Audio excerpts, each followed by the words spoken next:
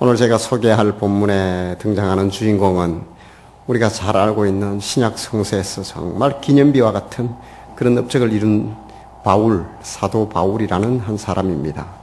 이 사람은 한 예수님보다 나이가 한 10살 정도 어립니다. 그리고 잘 그렇게 고정되어 있지는 않지만은 예수님을 이렇게 청년 때 아마 예루살렘에서 몇 번 이렇게 접촉하지 않았는가, 학자들은 그렇게 보고 있습니다. 그러나 역사적인 예수의 발자취나 걸음에 대해서는 바울 서신을 통해서 잘 나타나질 않습니다.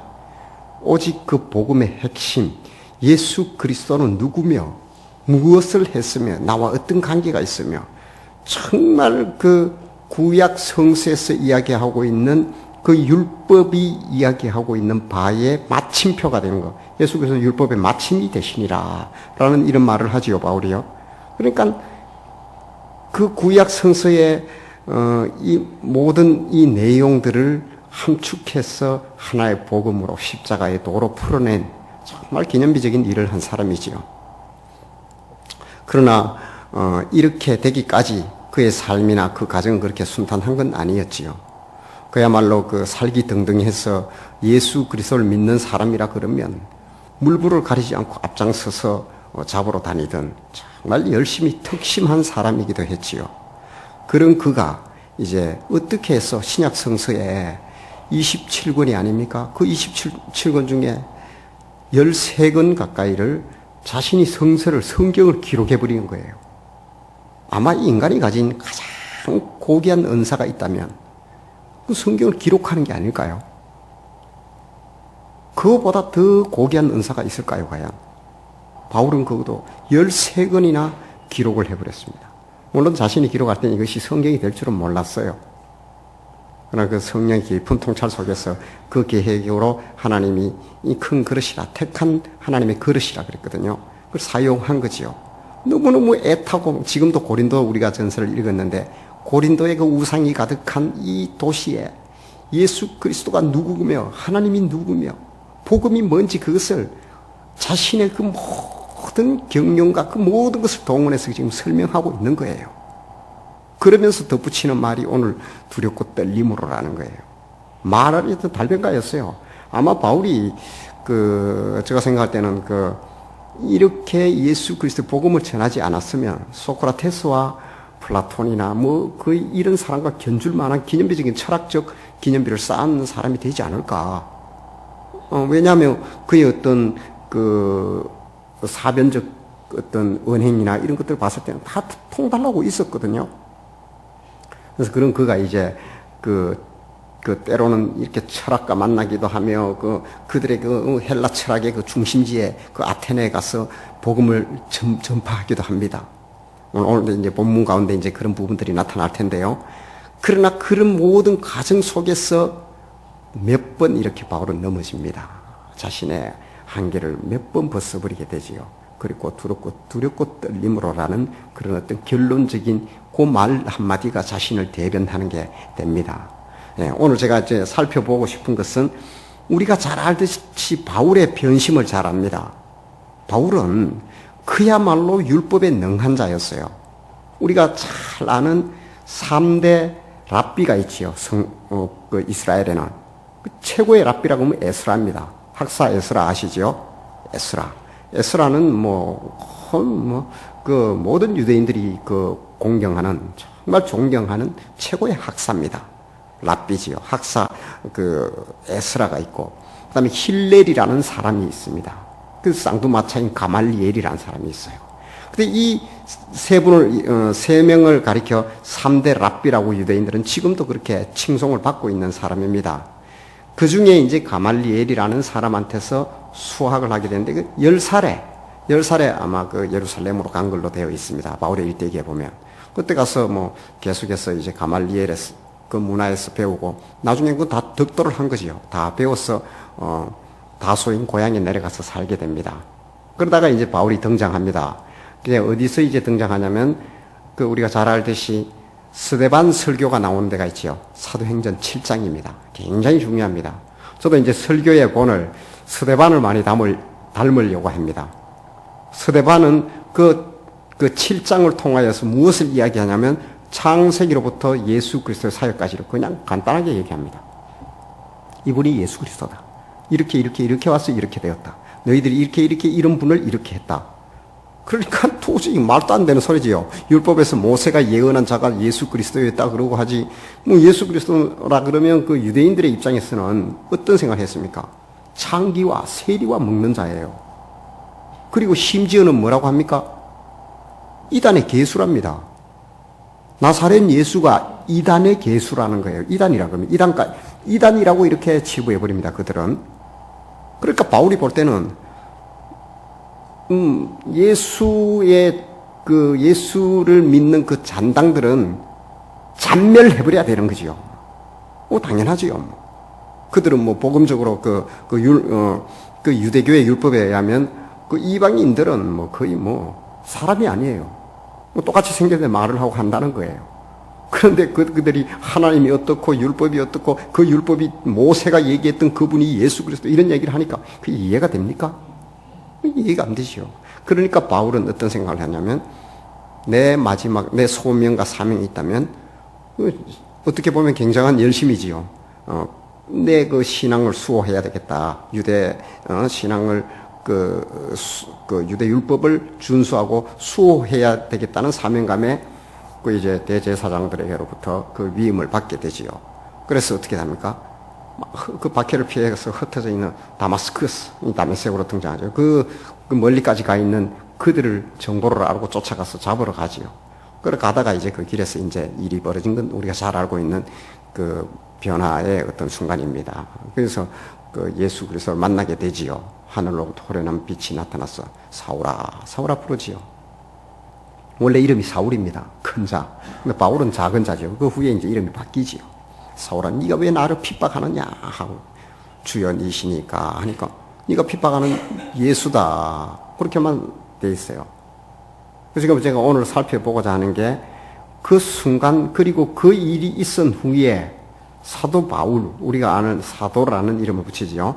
사도 바울이라는 이 사람으로 살아가면서 그가 언제부터 이 주옥 같은 신약 성서에 이 많은 내용들, 이 복음을 십자가의 도를 정말 이거 주옥같이 풀어내지 않습니까? 그 기간이 얼마나 걸렸느냐는 거지요.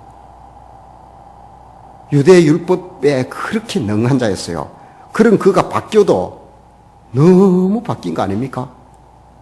예수 그리스도를 전파하면서 우리가 지금 만약에 우리 바울이 없었더라면 이거 어떻게 할 뻔했겠습니까? 이거 저도 어떻게 할 뻔했는지 참. 제가 이 구약 성서를 다 풀어줘서 이렇게 설명을 해주고 골로새서 같은 거, 빌립보서 같은 거, 에베소서 같은 이런 이야기를 제가 해야 됩니다.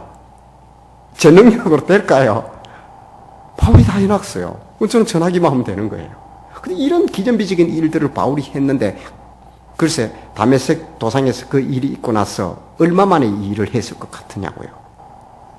참으로 놀랍게도 며칠 안 걸립니다.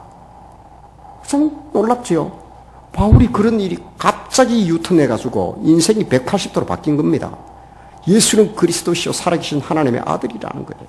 모세가 예언했던 율법은 그림자이다. 예수 그리스도, 오늘 나타날 예수 그리스도에 대한 그림자일 뿐이었다는 거예요. 그리고 그는 진정한 대제사장이에요. 지금까지 황소와 염소의 피를 들여가지고 그걸 매년 드리던 7월 10일 대속죄일을 얘기하는 거예요. 그것이 깨끗이 없이 하지 못해서 돌아오면 드리고 이 되풀이 하던 것들 단번에 끌어버린 한 번의 대제사장이 되었다는 거예요. 그리고 한 번의 희생제물이 됐다는 거예요. 이 화목제를 설명을 합니다. 이 모든 제사의 마침이 예수 그리스도의 희생이라는 거예요. 이런 것들을 바울이 그래 정언을 하고 하는데 우리가 생각했던 한 최소한 5, 6년 신학대학원이 3년입니다. 참 저도 보면 어떻게 보면 참 위기감을 진짜 두렵고 떨림으로 서야 되는 건 접니다. 저 같은 경우도 신학대학원 3학년 그게 다예요. 그것도 책 소개받다가 끝났습니다. 그런 바울은 불과 그 며칠 사이에 어떻게 이렇게 주옥 같은 이런 성서를 기록해 버릴 수 있는 그런 능력, 어쩌면 실력이죠. 이런 일들이 벌어졌는가 라는 것은 참으로 놀라운 일이고 우리가 한번 되짚어 봐야 될 그런 사건이 아닌가 싶습니다. 그럼 어떻게 해서 바울이 그렇게 되었을까요? 왜 바울이 그렇게 변하게 되었습니까? 그 짧은 순간에. 변화는 할 수 있지요. 심적 갈등을 겪고도 불과 며칠은 걸릴 거 아닙니까? 예, 그게 이제 사도행전 9장 19절에서 22절에 그게 나옵니다. 한번 보겠습니다. 띄워지면 보시고 아니면 제가 읽겠습니다. 사도행전 9장 9절에서 22절에 보면 19절에서 22절에 보면 음식을 안 먹고 이제 눈도 보이지도 안 하고 이거 충격을 받은 거예요. 다메섹 도상에서. 그러다가 이제 어디론가 간 거지요. 바울은 지금 패닉 상태에 있는 겁니다. 충격을 받은 거예요. 자기가 핍박하던 예수라는 거예요. 그래서 음식을 먹음에 강건하여지니라. 이제 회복이 됐다는 거예요. 사울이 다메섹에 있는 제자들과 함께 며칠 있을새. 다마스커스에 이제 제자들을 잡으러 갔지요. 잡으러 간 사람들하고 지금 며칠 있는 거예요. 이 사건이 있고. 며칠을 있을새 적시로 각 회당에서 예수가 하나님의 아들이심을 전파하니. 지금 보십시오. 제가 이야기했듯이 바울이 놀라운 일이에요. 지금 적시로 회당, 지금 우리 이렇게 교회에 와서 예수 그리스도에 대해서 갑자기 이 사람이 막 이렇게 증거를 한다는 거예요. 근데 앞뒤 안 맞는 횡설수설을 하는 게 아닙니다. 주옥 같은 성서입니다. 지금 이 이야기를 한 거예요. 바울이. 참 놀랍지 않습니까? 어떻게 됐길래? 그래서 성령의 능력으로 플래시 메모리 확 집어넣듯이 하나님께서 넣어서 그럴까요? 제가 알기로 하나님은 그렇게 하시는 분은 아니거든요. 왜냐하면 충분한 인격적 동의와 자기의 이성적인 그런 것들의 반응을 통하여 예수 그리스도를 주로 고백할 때 비로소 성령은 임하시고 그 사람을 지배하거든요. 그러니까 바울이 어떤 일이 있었는가? 이 짧은 시간에 적시로 각 회당에서 예수가 하나님의 아들이심을 전파하니 듣는 사람이 다 놀라워 말하되 놀라버리는 거예요. 이 사람이 예루살렘에서 이 이름을 부르는 사람을 예수 그리스도죠. 지금 증거했는 거예요. 예수 그리스도를 증거한 거예요. 이 이름을 부르는 사람을 멸하려던 자가 아니냐. 여기 온 것도 그들을 결박하여 대제사장들에게 끌어가고자 함이 아니냐 하더라. 사울은 힘을 더 얻어 예수를 그리스도라 증언하여 다메섹에 사는 유대인들을 당혹하게 하느니라. 당혹하게 했다는 거예요. 저희 보셨지요? 바울이 적시로 회당에서 이 일을 증거합니다. 성경은 이걸 분명히 증언하고 있고요. 이 가능하다고 보십니까? 무슨 어떤 능력이 있길래 우리 이제 가끔씩 보면 신통한다. 그리고 이때 능력의 기도 이래서 능력의 집회, 능력을 받으라. 근데 그래서 그런 게 정말 받아지면 저도 열심히 쫓아다니고 싶습니다. 이 바울이 도대체 어떻게 해서 이걸 받았는지 참으로 궁금해집니다. 예. 한번 그러면 우리 바울의 행적을 한번 추적해 보도록 하겠습니다. 바울은 우리가 알다시피 율법에 능한 자였습니다. 능한 자. 예. 그리고 그가 누구를 만났느냐 하는 것이 중요하겠지요. 여기 다마스커스에 있는 제자들과 며칠 있었다는 이 중요한 겁니다. 그러니까 자 이렇게 생각하시면 돼요. 거기서 이제 만나게 된 사람이 사실은 사도행전 9장 10절에 아나니아가 등장합니다. 이거는 행전 5장에 나오는 아나니아와 삽비라 그 아나니아가 아닙니다. 율법에 능한 아나니아예요. 모든 사람에게 칭송을 받고 그러니까 아나니아라는 사람이 사실은 여기서 그렇게 이렇게 살짝 등장하고 뒤에 한두 번 더 등장합니다. 이름만. 그러나 이 아나니아가 사실은 바울을 충분히 며칠간 가리킬 수 있는 뛰어난 실력의 소유자였어요. 요 며칠 있으면서 아나니아라는 사람을 통하여 아나니아는 율법에 능한 자였거든요. 그가 예수 그리스도의 제자로서 지금 모든 사람의 칭송을 받으면서 존경을 받는 그런 사람이었던 거예요. 집중 교육을 받은 거죠. 며칠새 있으면서. 아나니아를 통하여 그 눈에 비늘이 벗겨지고 지금 먹고 강건해지는 건 아나니아가 안수하고 그 후에 이제 바울이 이제 힘을 얻는 거예요. 그리고 아나니아라는 이 멘토를 잘 만나게 됩니다. 그 성서에는 우리가 그렇게 많이 소개되어 있지는 않습니다. 그러나 이제 학자들의 연구나 여러 문헌을 통하여 봤을 때 아나니아라는 사람이 이게 구약 성서가 이야기하는 이 부분이 바로 예수 그리스도라 라는 그 얘기를 자세히 있으면서 풀어준 거지요.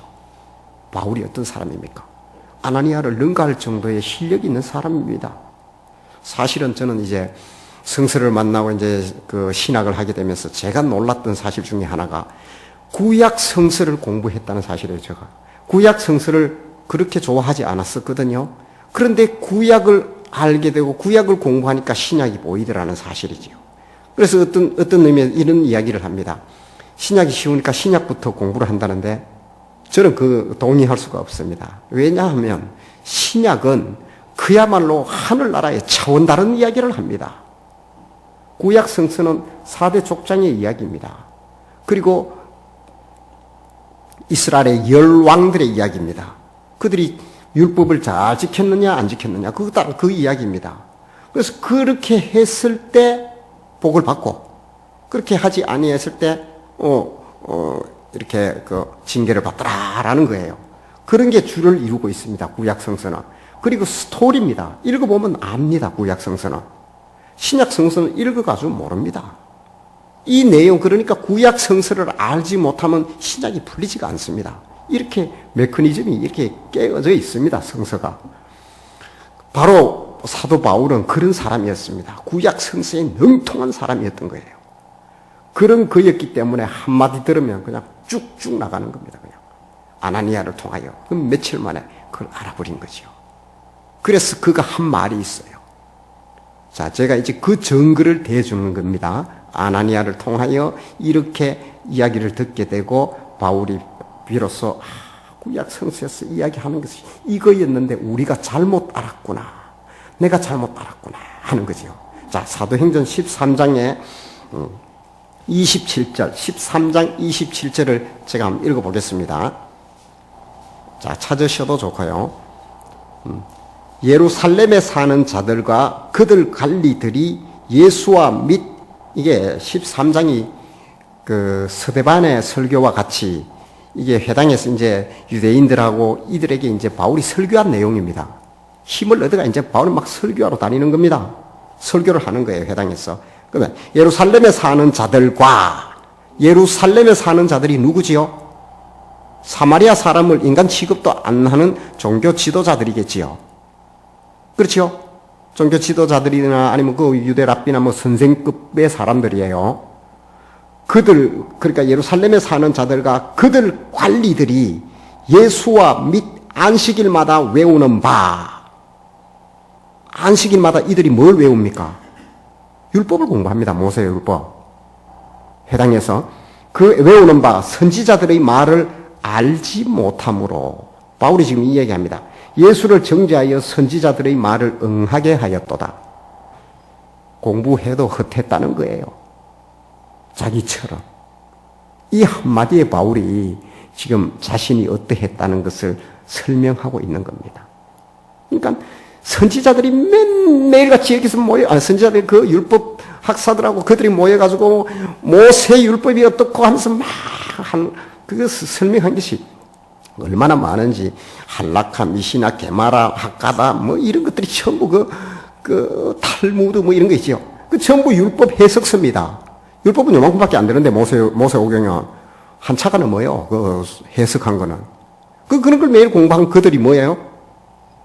안식일마다 외우는 바 선지자들의 말을 알지 못했다는 거예요.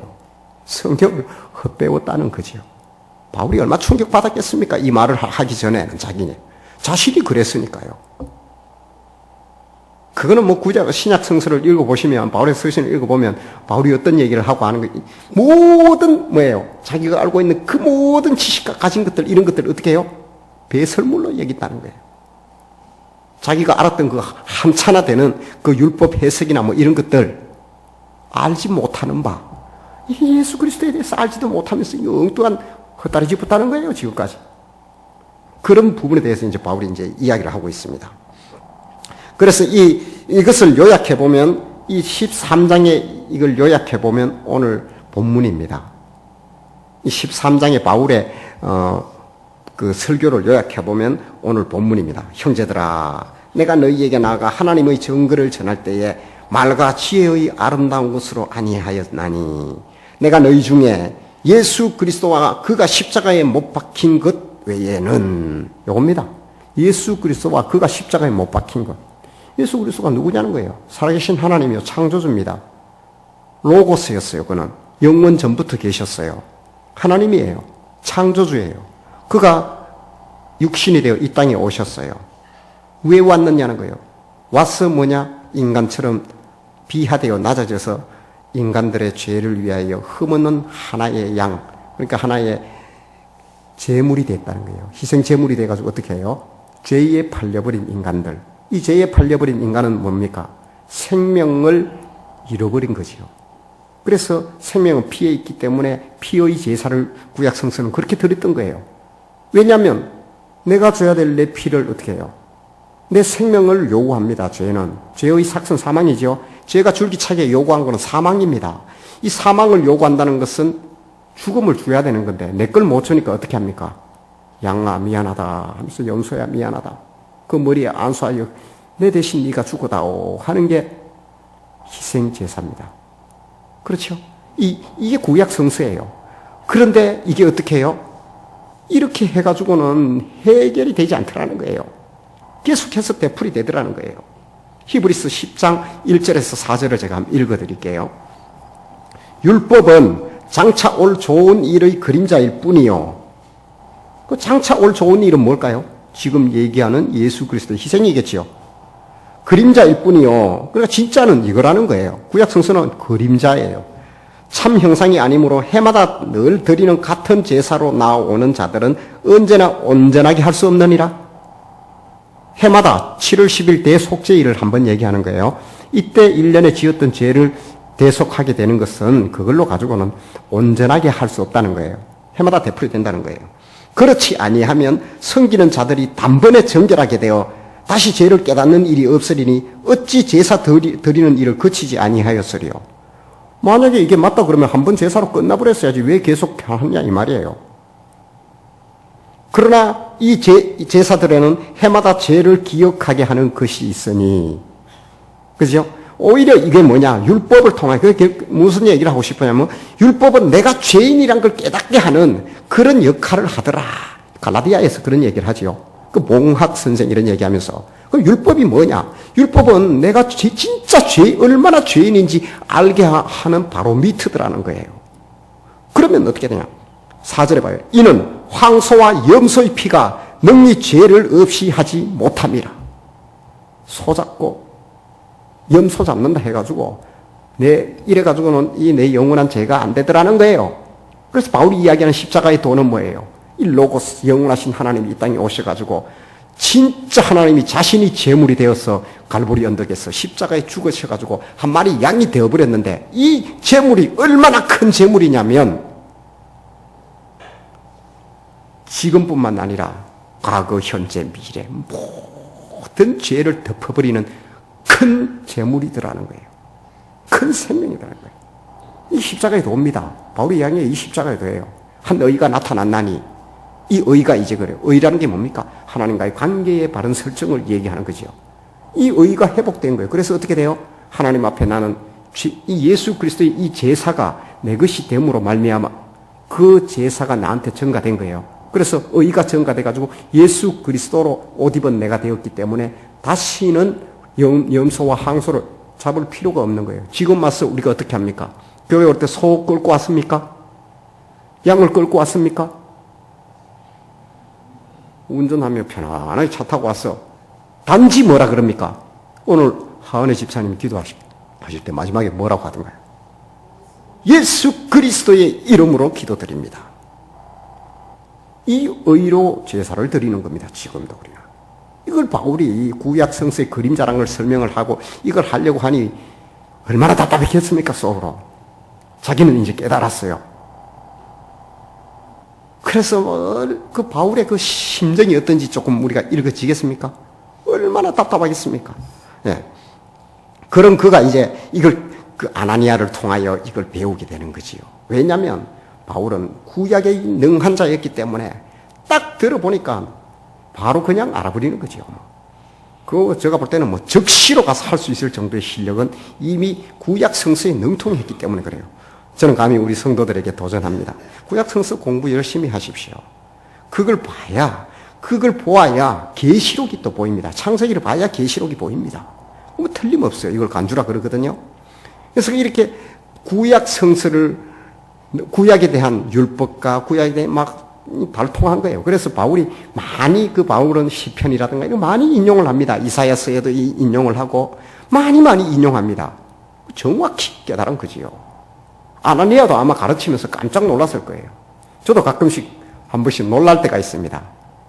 아니, 그렇게 생기지 않았는데 성경을 이렇게 이야기하고 공부를 하고 가르치다 보면 반짝반짝 하면서 막 그 사건을 쭉쭉 알고 있어요.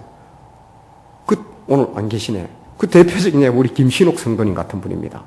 아니, 교회 다녀보지도 않았는데, 아니, 요한 웨슬레 신학이란 그런 책도 읽었더라니까요. 그 장로교인들은 잘 안 읽는 그 구원론에 대한 굉장히 그 인사이트가 있는 책이거든요. 근데 그런 것도 다 읽어버렸어요. 제가 막 도대체 이분은 어디를 대고 이야기를 해야 될지 모를 정도로 깜짝 놀라요. 그럴 때마다 제가 아마 제가 볼 때 아나니아가 바울을 보면서 이 충격을, 이거는 비교도 안 되겠죠. 되레 바울은 막 물었지 않겠습니까? 그러면 이 사건은 그거였는가? 그러면 이것은 이거였단 말입니까? 알고 나니까 어떻게 돼요? 이 큰일 난 거예요.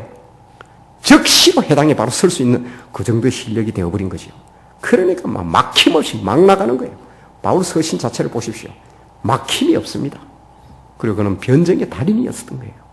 헬라 철학에 능통했지요. 유대 율법에 능통했지요. 네. 그런 그가 이제 얼마나 열심히였는지, 이 십자가의 도를 전하기 위해서 막 열심을 내는 모습이 행전 17장에 나옵니다. 사도행전 17장에서 보면 어떤 일들이 벌어지냐면, 거기에서 아테네에서 이제 전도를 하게 되지요. 아테네의 아레오바고 언덕, 이제 한번 찾아보십시오. 인터넷에. 사도 바울의 아테네 전도, 아니면 뭐 아레오바고의 바울. 거기서 이제 그 당대의 철학의 석학들이라는 스토아 학파와 에피쿠로스 학파를 만나게 됩니다. 스토아 학파는 뭐냐면 이 사람들 그리스 철학이지요. 아리스토텔레스, 플라톤으로부터 내려왔던 그리스 철학에 아주 다통한 사람들이에요.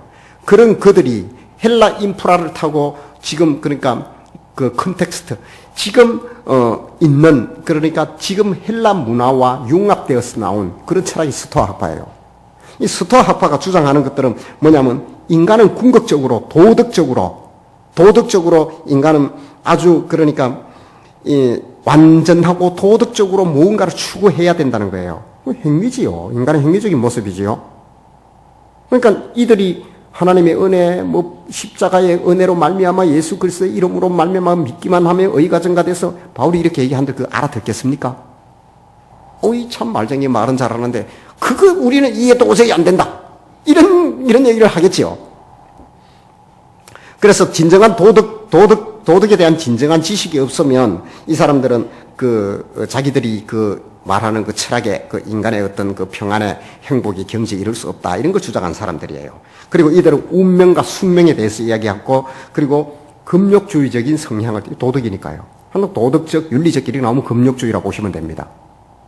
그와 반대로 에피큐로스 학파는 어떤 사람들이냐면, 이 사람들은 정신적인 어떤 쾌락을 추구하는 거예요. 우리가 잘못 알 수가 있는데, 에피큐로스 학파 하면 그냥 모든 쾌락으로 이렇게 하는데, 사실은 그런 어떤 육체적인 그런 쾌락이 아닙니다. 에피큐로스 학파는 정신적으로 뭔가 사람을 계속 추구하게 되어 있거든요. 그 모든 것이 만족해야 된다는 거지요. 그 정신적 쾌락을 추구하는 사람들이에요. 그래서 마음의 평화를 얻기 위해서라면 어떻게 해요? 결국 마음의 평화를 얻기 위해서 끊임없는 욕구 충족을 잠재워버리기도 하겠지요. 그게 어떤 모습으로 나타나냐면, 때로는 이제 육체적인 모습으로까지, 이걸 얻기 위해서는 육체적인 모습으로라도 나는 이걸 상쇄해버리겠다 하다 보니까 육체적인 쾌락의 모습들도 비춰졌던 거예요. 이게 에피큐로스 학파예요. 이런 둘 대표적인 사람이 등장합니다. 그래, 여기서 사도행전 17장에서 이들을 만나가지고 전도를 합니다. 예수 그리스도 같으면, 저도 이제 가끔씩 그런 생각을 해봅니다. 여기 우리 테드라는 그 지식 컨퍼런스 아시지요? 좀 비슷한 게 우리나라의 백도시 강연, 비슷하다고 보시면 됩니다. 나에게만, 테드에서는 18분을 줍니다. 그리고 18분 안에 자기가 이제 스피치를 합니다. 자기 주장을 합니다. 저도 그런 생각을 가끔씩 하면서 이제 막 혼자 연습도 해보고 합니다. 예수 그리스도와 십자가의 도에 대해서 나한테 10분을 주면 나는 어떻게 할 것이냐. 그래서 제가 이제 그 스데반의 설교를 보고, 바울의 설교를 보고 했던 겁니다. 그래서 창세로부터 하나님 우리를 창조하셨고 왜 창조하셨으며 막 이런 얘기를 하는 거죠. 그러면 왜 하나님은 지존자이신데 나를 창조할 수밖에 없느냐? 부족한 게 있지 않냐? 그렇습니다. 사랑은 부족함을 필연적으로 동반합니다. 그런데 하나님은 사랑이시랍니다. 사랑은 필연적으로 대상이 있어야 됩니다. 대상 없는 사랑이 가능합니까? 제 나름대로도 막 이렇게 해봅니다. 그래서 사랑의 대상으로 우리를 창조하셨습니다. 왜냐? 격이 같아야 사랑이 되기 때문에 당신의 형상대로 지었던 겁니다. 근데 진짜 사랑하는 대상이 어떻게 해요? 떠나버리고 잃어버리면 어떻게 됩니까? 진짜 사랑한다면 어떠한 대가를 지불하더라도 찾으려고 하지 않겠습니까? 수영하지 못하는 어머니가 아이가 떠내려가는 거 보면 어떻게 합니까? 뛰어들지 않겠습니까? 그 다음날 당신도 함께 죽었다고 뜹니다. 이 죽음을 능가하는 힘이 어디서 옵니까? 그것은 사랑입니다. 예수 그리스도께서 십자가에서 당신이 창조주요 지존자이며 그런 분이심도 잊어버리고 우리를 너무너무 사랑해서 십자가에 죽을 것마저도 생각지 않고 뛰어드신 분이 예수 그리스도입니다. 그분은 오늘 당신을 사랑합니다. 당신을 위한 모든 것을 준비하셨습니다. 그분을 영접하십시오. 제가 하는 태도입니다. 하여튼 이래서 5분을 주면 저는 이 이야기를 하고 10분을 주면 또 더 늘리고 그렇게 합니다. 하여튼 어쨌거나 바울이 지금 그런 저와 같은 막 이런 심정이었습니다. 얼마나 열심히 택시면 그들하고 막 논쟁을 합니다. 그럼 제가 시간 때문에 읽지는 않겠습니다. 그런데 여기서 바울이 어떤 일이 벌어지냐? 완전히 케오페 당해버립니다. 제가 볼 때는 그 17장 한번 보도록 하겠습니다.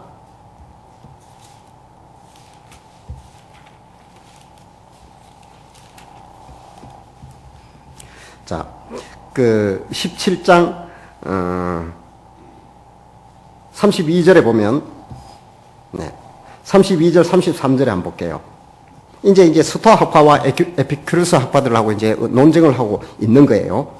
근데 바울의 반응입니다, 이게. 그들이 죽은 자의 부활을 듣고, 32절에 보면, 그들이 죽은 자의 부활을 듣고, 어떤 사람은 조롱도 하고, 어떤 사람은 이 일에 대하여 내 말을 다시 듣기, 실컷 얘기했는데, 조롱하고, 야, 다시 말해봐. 이거 얼마나 힘 빠질까요? 진정성이 없는 거예요. 자기는 지금 철학에 대한 변정의 달인이었어요. 이 사변가예요. 바울은. 자신의 최고의 모든 걸, 제가 금방 얘기했듯이 막 그렇게 얘기를 한 겁니다. 그런데, 뭐라고 해, 다시 말해봐. 이 말입니다, 지금. 그런 반응이 온 거예요. 그래서 33절에 이에 바울이 그들을 가운데서 떠나매. 바울의 행동은, 선택은 뭐예요? 아유, 이게 뭔가 힘쭉 빠진 거예요. 이게 말로 이래 될 일이 아닌 걸 이제 체험을 한 거예요. 그 열심히 꺾입니다. 바울이 그 열심히 꺾여요. 그 꺾인 것이 오늘 본문입니다. 오늘 본문 한번 보겠습니다. 형제들아, 내가 너희에게 나가 하나님의 이 바울이 2차 전도 여행 때 이제 고린도에 들리게 됩니다. 벌써 많이 성숙했지요, 바울이요. 조금 성숙했을 때 이 열심과 막 이렇게 뛰고 막 하던 거는 이제 어떻게 해요? 기가 좀 팍 꺾인 거예요, 이제. 그래서 어떻게 하냐면 너희들에게 나가 하나님을 증거할 때 말과 지혜의 아름다운 것으로 아니하였다. 에피쿠르스 학파하고 스토아 학파들하고 하듯이 막 이렇게 안 했다는 거예요. 저처럼 막 이렇다고 얘기를 안 했다는 거예요. 그럼 뭘 했냐? 내가 너희 중에서 예수 그리스도와 그가 십자가에 못 박힌 것 외에는 아무것도 알지 아니하기로 작정하였다. 작정했다면 다시 말해서 당신 예수 믿으십시오. 예수 그리스도는 당신을 위하여 희생하셨고 당신 때문에 죽으셨습니다. 그 이름을 믿으십시오. 그래야 구원을 받습니다. 이 이야기입니다. 간단하지요. 그게 그리고 3절에 보니까 내가 너희 가운데 거할 때에 약하고 두려워하고 심히 떨었노라. 이게 얼마나 중요한 일인데, 이게 얼마나 중요해요. 하나님이 만드신 이 일인데, 이 사건이. 이걸 증거하는데, 나의 변정적인 어떤 나의 어떤 언변과 실력과 나의 이 모든 걸 막 동원해가 그걸 하려고 했다. 지금 이래서 될 일이 아니라는 걸 깨달은 거예요, 바울이. 그래서 어떻게 해요? 심히 두렵고 떨었다는 거예요. 저는요, 가끔씩 그런 생각을 합니다. 지금 우리 다 이 성인들이에요. 지금 1시간 가까이 제가 지금 예수 그리스도에 대해서 프로포즈를 하고 있습니다. 이분이 어떤 분입니다 하는 걸 바울을 들어서 하지만 그 뒤에는 예수 그리스도에 대한 이야기를 하고 있는 겁니다. 이 성인들이 1시간 가까이 앉아가지고 이렇게 복음을 꼼짝도 안 하고 이 시간을 들이며 복음을 듣는다는 게 기적입니다. 기적. 안 그렇습니까? 지금 저한테 아무 말도 안 하고 제 이야기만 듣고 있지 않습니까? 그리 얼마나 이걸 만들기 위해서 이게 교회입니다. 하나님은 이걸 만들기 위해서 독생자의 피를 흘리셨던 거예요. 그러니까 두렵고 떨려야 되는 거예요. 저도. 지금 내가 지금 어떻게 준비를 해야 되며 무엇을 증거해야 될까? 예수 그리스도 나의 죄를 위하여 십자가에 죽으셨습니다. 그분은 당신을 사랑합니다. 오늘 또 당신에게 프로포즈하고 말씀하고 있습니다. 손을 잡고 있습니다. 내가 너를 사랑한다. 이 바울이 지금 그런 두렵고 떨림으로 이런 얘기를 했던 거예요. 그래서 내 말과 내 전도함이 설득력 있는 지혜의 말로 아니하고 다만 성령에 나타나신가 능력으로 하여. 이 사이에 무슨 일이 많았겠지요. 바울이 성령 체험을 많이 한 겁니다. 그래서 내가 아니라 내 속에서 나를 도구로 쓰시는 성령께서 일하게끔 자신을 내어주게 됩니다. 그 후로 바울은 희한한 능도 이야기 나타나고 해도 별 관심 없습니다. 단지 어떻게 해요?